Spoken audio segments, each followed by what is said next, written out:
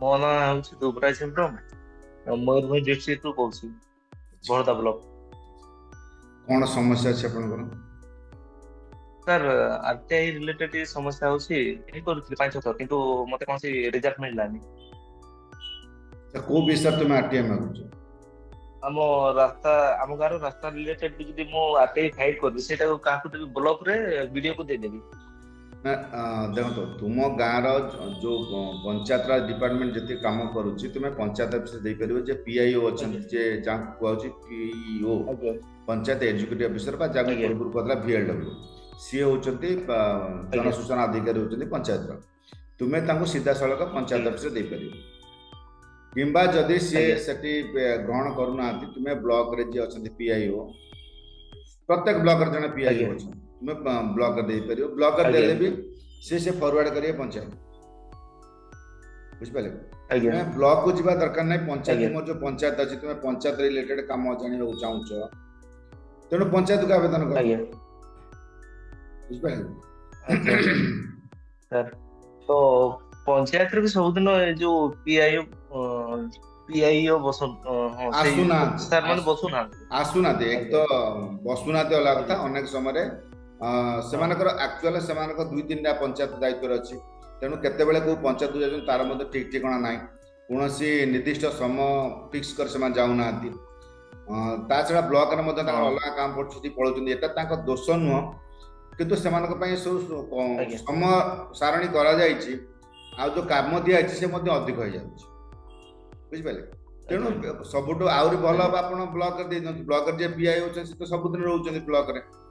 ତ ବ୍ଲକରେ ପିଆଇଙ୍କୁ ଦେଇଦେବେ, ଆଜ୍ଞା 10 ଟଙ୍କାର ରିସିପ୍ଟ କାଟିବେ, ତାଙ୍କୁ ସବମିଟ କରିଦେବେ। ବୁଝିପାରିଲେ?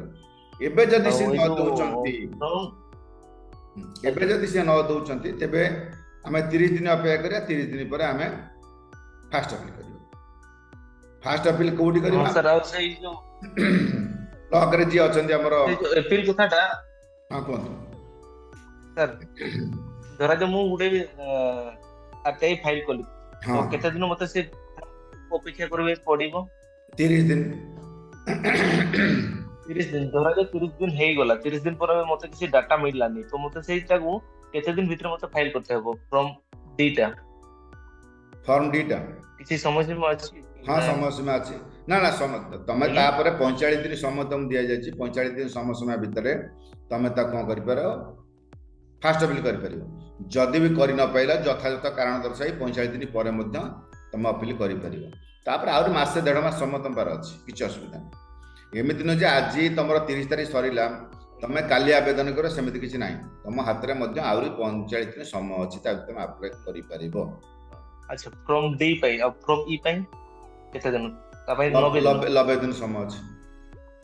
ଆଜ୍ଞା ତ ସେଇଟା ମୁଁ ତାଙ୍କର ଆରଟିଆଇ ର ଯୋଉ ହେଲ୍ପଲାଇନ ନମ୍ବର ଫୋନ କରିଥିଲି। ସେମାନେ ଜଣେ କହିଲେ କି 30 ଦିନ ହେଇଗଲା ପରେ ତମେ ଯଦି ଆପ୍ଲାଏ ନ କଲ ନା 31 ଦିନରେ ସିଏ ସେଇଟା ରିଜେକ୍ଟ ଜାଣିନାହାନ୍ତି। ହେଇଯିବ। ଆଉ ନା ସିଏ ଜାଣିନାହାନ୍ତି। ସିଏ ହୁଏତ ଏମିତି କହିଥିବେ 30 ଦିନ ଯୋଉ ଆଜ୍ଞା ତ କହିଛନ୍ତି ଯେ ତମର ଯୋଉ ଦିନ ଆବେଦନ କଲ ସେଉଠୁ 30 ଦିନ ଆଜ୍ଞା ତମ ପାଇବା ସମୟ ସେଉଠୁ 30 ଦିନ କହିଥିବେ। ହେଲା ଯେ ଏମିତି ନୁହଁ 30 ଦିନ ଆଜି ସରିଗଲା କାଲି ଆପ୍ଲାଏ କର, ସେମିତି ନାହିଁ। ଆଜ୍ଞା ଆଜ୍ଞା 30 ଦିନ ତମ ମାନେ ତମ ସୂଚନା ପାଇବାର ସମୟ ଅବଧି ହେଲା 30 ଦିନ। 30 ଦିନ ଠୁ ସିଏ ହୁଏତ 30 ଦିନ ଲଗେଇ ଆଜ୍ଞା କହିଥିବେ, ସେମିତି କହିଥିବେ।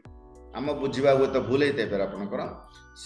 ସେଇଟା ଲଗେଇ କହିଥିବେ 30 ଦିନ। ହଁ ସାର୍ ହଁ ସାର୍ ତେଣୁ ଦେଖ ପଞ୍ଚାୟତରେ ତମେ ଯୋଉ ସୂଚନା ମାଗୁଛ ପ୍ରଥମ କଥା ହଉଛି କୋଉ ରିଲେଟେଡ ସୂଚନା ଆଜ୍ଞା ମାଗୁଛ?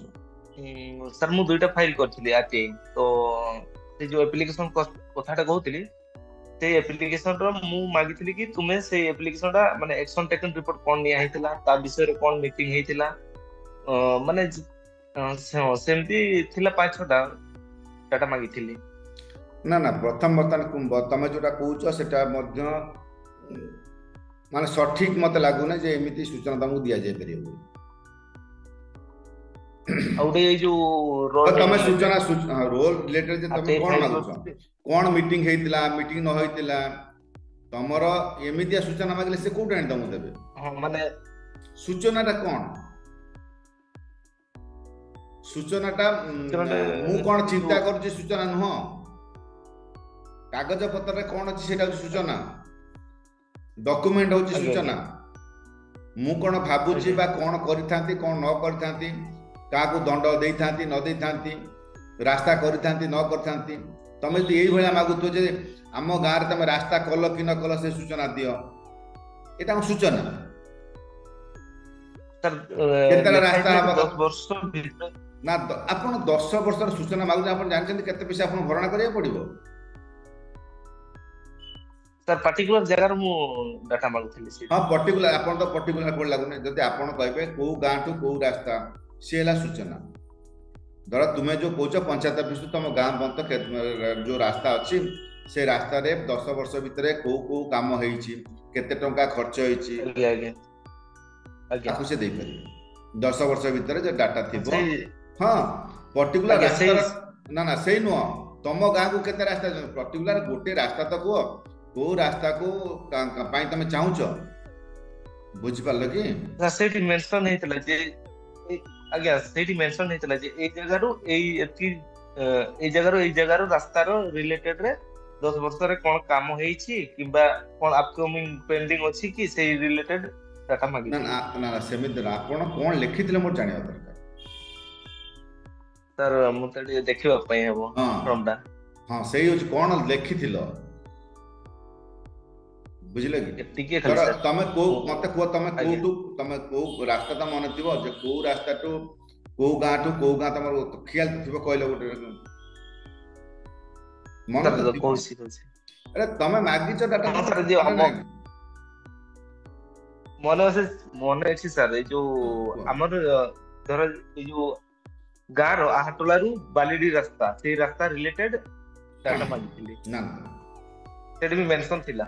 ନା ନା, ଶୁଣ, ତମେ ଯେତେବେଳେ କଥାବାର୍ତ୍ତା ହଉଛ ମୋ ସହିତ, ଯଦି ଏଇଭଳିଆ କଥାବାର୍ତ୍ତା ହଉଛ, ଯଦି ଡାଟା ଆଜ୍ଞା ଏଇଭଳିଆ ମାଗିଥିବ, ସେ ଜନସୂଚନା ଅଧିକାର ଡାଟା କୋଉଠି ଆଣି ତମକୁ ଦବ? ତମେ ଯୋଉ ଦିଟା ଗାଁ କହିଲ, ସେ ଦିଟା ଗାଁ ମଧ୍ୟରେ ଯୋଉ ରାସ୍ତା ଅଛି, ସେଇ ରାସ୍ତା କୋଉ କାହା ଅଣ୍ଡରରେ ଯାଉଛି?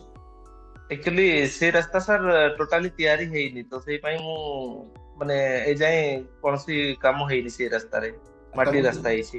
ଆରେ ସେ ମାଟି ରାସ୍ତା ତମକୁ ସେ କି ସୂଚନା ତାହେଲେ ଦେବେ? ଯଦି ରାସ୍ତା ତିଆରି ହେଇନାହିଁ, ସେ କି ସୂଚନା ଦେବେ? ତମେ ନିଜେ ଜାଣୁଛ ସେ ରାସ୍ତା ହେଇନାହିଁ।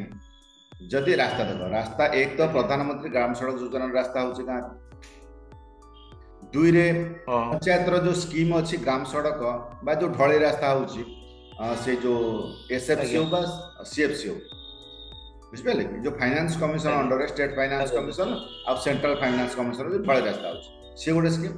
ଆଉ ଯୋଉ ହଁ ମାଟି ସାର୍ କାମ ହଉଛି ଏମଜି ଆଜ୍ଞା ଏନଆରଜିଏସ୍ ସ୍କିମ୍ ରହୁଛି, ହେଲା। ତାକୁ ଛାଡ଼ି ଯଦି ଅଲଗା କିଛି ଆଜ୍ଞା ଫଣ୍ଡ ଥିବ, ପଞ୍ଚାୟତରେ କାମ ହଉଥିବ, ଯୋଉ ସ୍କିମ୍ ଅଣ୍ଡରରେ କାମ ଆଜ୍ଞା ହଉଛି, ତାର ଗୋଟେ ଫଳକ ବସିଥିବ, ସୂଚନା ଫଳକ। ସେ କାମ ଆରମ୍ଭରେ ହଉ ବା ଆଜ୍ଞା ଶେଷରେ ହଉ, ଯେମିତି ହଉ କରନ୍ତୁ, ସେ ସୂଚନା ଫଳକଟି ଲଗେଇଥିବେ। ଏବେ ସେ ସୂଚନା ଫଳକ ତ ଆଜ୍ଞା ସିଧାସଳଖ ଲେଖା ହେଇଥିବ ନା, ଇଏ ପ୍ରଧାନମନ୍ତ୍ରୀ ଗ୍ରାମ ସଡ଼କ ହଁ ଯୋଜନା, ସାର୍ କିମ୍ବା ଏଟା ହଉଛି ସିଏଫସି ବା ଏସଏଫସି ରେ ହେଇଛି, କିମ୍ବା ଏମଜିଏନଆରଜିଏସ୍ ସ୍କିମ୍ ରେ ହେଇଛି। ଆଜ୍ଞା ଏବେ ସୂଚନା ଫଳକ ତ ଲଗେଇଥିବେ, କେତେ ପଇସା ଖର୍ଚ୍ଚ ହେଇଛି, କଣ ହେଇଛି, ସେଗୁଡା ଲଗେଇ ନଥିବେ, ଠିକ ଅଛି। କାମ ଆରମ୍ଭରୁ ଲଗେଇଲେ, ଶେଷରେ ଲଗେଇଲେ, ତାକୁ ଆଜ୍ଞା ଛାଡ, କିନ୍ତୁ ସୂଚନା ଫଳକ ତ ଲଗେଇଥିବେ ନା। ଏବେ ସୂଚନା ଫଳକ ରାସ୍ତା ତ କୋଉଠି ଲାଗିଥିବ, ଆଜ୍ଞା ସାର୍ କୋଉଠି ଲାଗିଛି? ଲାଗିଛି ନା ସେଟା ନାଇଁ? ତିଆରି ହେଇନି ତ। ତ ନା ସେ ସାର୍ କି କଣ ତମ ଟୋଟାଲି ତିଆରି ହେଇନି। ତାହେଲେ ସେ ତମକୁ କଣ ଦେବେ? ରେକର୍ଡ ତ ତାଙ୍କ ପାଖରେ ନାହିଁ ନା, ସେ କଣ ତମକୁ ସୂଚନା ଦେବେ? ଆଜ୍ଞା ରାସ୍ତା ଯଦି 10 ବର୍ଷ ଆଜ୍ଞା ଭିତରେ ଆଜ୍ଞା ମାଟି ପଡିନାହିଁ, ସେ ତମକୁ କି ସୂଚନା ଦେବେ? ତ ତାଙ୍କ କିଛି ଏଇ ଯୋଉ ଧରାଯାଉ ପଲିସି ସଭା ସବୁ ହେଉଛି, ତ ସେଇଠି ତାଙ୍କ ରେକର୍ଡ ଥିବ ନା, ତ ସେ ପଲିସି ଯଦି ସଭାରେ କଣ ରେକର୍ଡ କିଛି ଥିବ? ଆପକମିଂ ପ୍ରୋଜେକ୍ଟ ଯଦି ନା ପକେଇଥିବେ। ନା, ଆପଣ ଧରନ୍ତୁ, ଯଦି ଆପଣ ସେମିତି ମାଗିବେ, ମୁଁ ଆପଣଙ୍କ ସହିତ କଥାବାର୍ତ୍ତା ଏଥିପାଇଁ ଆଜ୍ଞା ହଉଛନ୍ତି ଆମେ, ଧରନ୍ତୁ ଆପଣ ଚାହୁଁଛନ୍ତି ଆପଣଙ୍କ ଗାଁରେ ଆଜ୍ଞା କୋଉ କୋଉ ପ୍ରୋଜେକ୍ଟ କାମ ହବ, ବୁଝିପାରିଲେ? ଆପଣ ହଁ ମାଗନ୍ତୁ, ଆଜ୍ଞା ପଞ୍ଚାୟତକୁ ମାଗନ୍ତୁ ଯେ ଆମ ଗାଁରେ ପଲ୍ଲୀ ସଭା ବା ଗ୍ରାମ ସଭାରେ କୋଉ କୋଉ ପ୍ରୋଜେକ୍ଟ ସାଙ୍ଗସନ ହେଇଛି ତା ଲିଷ୍ଟ ଆମକୁ ଦିଅନ୍ତୁ, ଦେବେ। ଆଜ୍ଞା ନମ୍ବର 1, ଆଜ୍ଞା ଯେ ଆପଣଙ୍କ ଗାଁରେ ପଲ୍ଲୀ ସଭା ଏବଂ ଗ୍ରାମ ସଭାରେ, ଗ୍ରାମ ସଭା ବି ଲେଖିବେ, ପଲ୍ଲୀ ସଭାରେ ଫାଇନାଲ ହେଉଥିବା ପ୍ରୋଜେକ୍ଟଟା ଗ୍ରାମ ସଭାରେ ବି ଲେଖା ହେବା ଦରକାର, ବୁଝିପାରିଲେ? ଆଜ୍ଞା ତାପରେ ଏବେ ଆଜ୍ଞା ଯୋଡା ଯାଇଛି ଜିପିଡିପି, ଗ୍ରାମ ପଞ୍ଚାୟତ ଡେଭଲପମେଣ୍ଟ ପ୍ଲାନ। ଆଜ୍ଞା ଆପଣ ତିନିଟାକରେ ଆଜ୍ଞା ମାଗିପାରିବେ ଯେ ଆପଣଙ୍କ ଗାଁରେ ପଲ୍ଲୀ ସଭାରେ, ଗ୍ରାମ ସଭାରେ ଏବଂ ଜିପିଡିପିରେ କୋଉ କୋଉ ଆକ୍ସନ ପ୍ଲାନ ବା କୋଉ କୋଉ ପ୍ରକଳ୍ପ ବା କାର୍ଯ୍ୟ କରାଯିବାକୁ ସ୍ଥିର କରାଯାଇଛି ବା ନିଷ୍ପତ୍ତି ନିଆଯାଇଛି। ଏବେ ପଲ୍ଲୀ ସଭାରେ ଯୋଉ ଯୋଉ ଆଜ୍ଞା ଜିନିଷରେ ନିଷ୍ପତ୍ତି ନିଆଯାଇଥିବ ତାର ଜେରକ୍ସ କପି ଆପଣଙ୍କୁ ମିଳିଯିବ।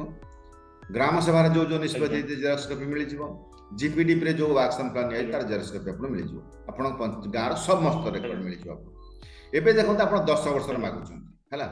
10 ବର୍ଷରେ ଧରନ୍ତୁ 10 ବର୍ଷରେ ଗୋଟେ ଗାଁରେ ପଲ୍ଲୀ ସଭା 10 ଥର ବର୍ଷକୁ ହେଇଥିବ ବା ଗ୍ରାମ ସଭା 6 ଥର ହେଇଥିବ। ହଁ ସାର୍ ଏବେ ଗୋଟିଏ ଗୋଟିଏ ପଲ୍ଲୀ ହଁ ସଭାରେ ସାର୍ ଧରନ୍ତୁ 2 ପେଜ ଲେଖା ଜେରକ୍ସ, ଗୋଟେ ବର୍ଷରେ 20 ପେଜର ଜେରକ୍ସ। ଗ୍ରାମ ସଭାରେ ଧରନ୍ତୁ ଆପଣଙ୍କର ଆଜ୍ଞା 5 ପେଜ ଲେଖା ହେଇଥିବ, 6ଟାରେ ମାନେ 30 ପେଜ ହଁ ଜେରକ୍ସ। ଇଏ ହେଲା 50 ପେଜ ଜେରକ୍ସ ଗୋଟେ ବର୍ଷରେ। 10 ବର୍ଷରେ ଆପଣଙ୍କର 500 ଆଜ୍ଞା ପେଜର ଜେରକ୍ସ। ବୁଝିପାରିଲେ?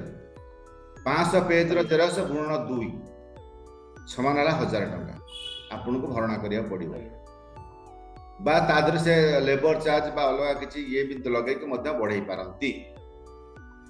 ଆପଣ ସେଇ ପଇସା ଦେବେ।